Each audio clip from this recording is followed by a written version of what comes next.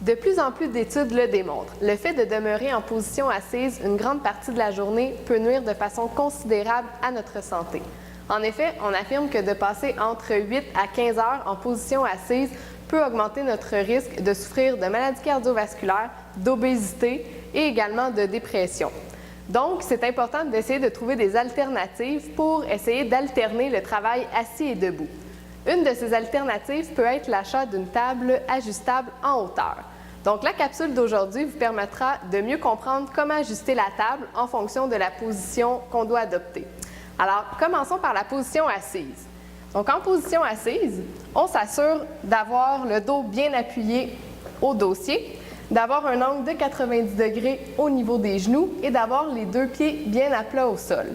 Par la suite, on s'assure que la hauteur de la table nous permet d'avoir un angle de 90 degrés au niveau des coudes.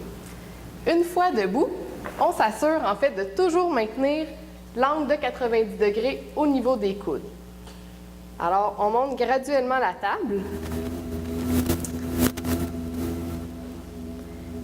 et jusqu'à l'obtention de l'angle voulu. Donc, dans cette position, je suis bien confortable, les épaules ne sont pas contractées, donc je ne risque pas de subir d'inconfort au niveau du haut du corps. Le fait d'alterner la position assise et debout, en fait, va augmenter ma circulation sanguine, augmenter ma dépense énergétique et même me permettre d'avoir plus d'énergie au travail. Idéalement, on devrait alterner notre position environ à tous les 20 à 30 minutes pour avoir de meilleurs bénéfices. Alors sur ce, je vous souhaite un bon travail.